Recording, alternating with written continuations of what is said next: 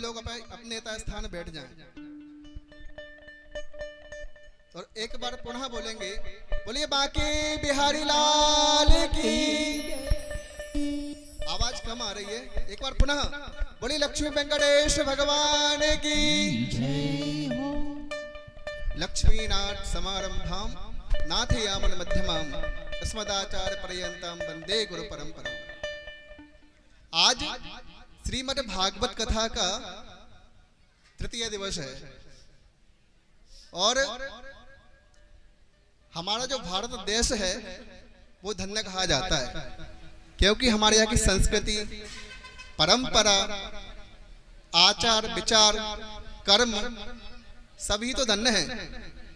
एक श्लोक आता है, उसमें कहते हैं धन्यास्ते भारता देशे, धन्य भारत संस्कृति और धन्य भारते जन्य धन्य अस्माकं परंपरा। हमारा भारत देश धन्य है कि धन्यास्ते भारता देश, हम लोग धन्य है कि हमें भारत में जन्म मिला है। धन्यास्ते भारता देशे, धन्य भारत संस्कृति। हमारे यहाँ की जो संस्कृति है वो भी धन्य है, क्योंकि यहाँ की जो संस्कृति है माता पिता का सम्मान करना, बड़ों का सम्मान करना, किस प्रकार से बोलना है, किस प्रकार से क्या करना है, ये हमें हमारी संस्कृति सिखाती है। और आजकल तो क्या है, हमारी संस्कृति ऐसे लुप्त हो गई है कि कुछ कहा नहीं जा सकता। फिर भी हमारे भारत देश में संस्कृति बची हुई है, इसलिए हमारा भारत देश धन्य है। और हम लोग धन्य हैं क्योंकि हमें यहाँ भगवान का इस नगरी में जन्म मिला। क्योंकि जो भी हमारे भगवान हैं, श्री राम को मान लो या भगवान कृष्ण को मान लो, सभी का जन्म हमारे भारत देश में हुआ है। नहीं सुना है कहीं आपने अन्य देश में भगवान का जन्म हुआ है? इसलिए धन्यास्ते भारतादेशे, धन्य भारत संस्कृति। और संस्कृति तो धन्य है और धन्य अस्माकं परंपरा। हमारे यहाँ की जो परंपरा है वो भी अन्य देशों के तुलना में धन्य है। चाहे पूजा पाठ मान लो, नित्य कर्म मान लो या कुछ भी मान लो, क्योंकि हम कोई भी परंपरा करते हैं, या माता बहनों की परंपराएं मान लो, या हम हमारे भाई लोगों की परंपराओं को मान लो, या गुरु शिष्य परंपरा मान लो, या भगवान से जुड़ी संबंधित परंपरा को मान लो, तो ये भी हमारे भारत देश में धन्य है। ये सारी परंपराएं हमें अन्य देश में नहीं मिलेंगी जो हमारे भारत देश में है। तो हम लोग धन्य हैं कि हमें इस भारत देश में जन्म मिला सर्वप्रथम। अब जन्म के उपरांत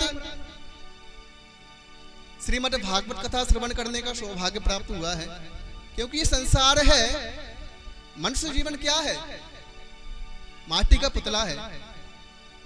कोई तन दुखी, कोई मन दुखी, कोई धन बिन रहत उदास, थोड़े थोड़े सब दुखी, सुखी राम के दास। संसार में सब दुखी हैं, कोई अपने शरीर से दुखी है तो कोई मन से दुखी है, और किसी मन से दुखी होने के बावजूद कोई धन से भी दुखी है। इसलिए जितना भगवान का भजन हो, भजन करना चाहिए, क्योंकि कलयुग केवल नाम आधारा, भजन ही सर्वप्रथम कलयुग में माना गया है। क्योंकि दुख का कोई अंत नहीं है, और कहते हैं कि दुख इंसान के जीवन में होना चाहिए, लेकिन पूर्ण रूप से नहीं होना चाहिए। श्वास श्वास पर कृष्ण भजी, वृथा श्वास जन खाए, ना जाने या श्वास को आवन होए ना होए। यदि जो हमारी श्वास है भगवान का भजन करेंगे, दुख में ही भगवान का भजन कर सकते हैं। यदि सुख आ जाएगा तो हम भगवान को भूल जाएंगे। दुख में सुमिरन सब करें, सुख में करे ना कोई। इसलिए भगवान से प्रार्थना यही करो, सुख तो भगवान सभी को दें, लेकिन साथ में दुख भी होना चाहिए। दुख पूर्ण रूप से ना हो, क्योंकि उस दुख में भगवान का हरि संकीर्तन हो, बस ऐसा ही दुख हो। बाकी सुख सभी को दे भगवान। आजकल जो समय है, देखो धन की आवश्यकता सबको है, पारिवारिक आवश्यकता है, क्योंकि बिना धन की पूर्ति होना संभव नहीं है, लेकिन उसके साथ में हरि संकीर्तन परम आवश्यक है। क्योंकि ये समय है, समय कभी नहीं बदलता। हर समय का एक समय आता है, लेकिन समय को भी थोड़ा समय चाहिए। हम चाहें कि हमारा अच्छा समय आएगा, लेकिन समय पर निर्भर नहीं रहना चाहिए, क्योंकि समय के लिए भी समय को समय चाहिए। तो आइए आज श्रीमद् भागवत कथा के तृतीय दिवस की कथा में हम परम पूज्य श्री ध्रुव कृष्ण जी महाराज के मुखारविंद से श्रीमद् भागवत कथा का मधुरमय वाणी से शिष्यवादन करेंगे। और एक और विशेष सूचना, जो भी श्री गुरुदेव भगवान के आश्रम में सहयोग करना चाहते हैं,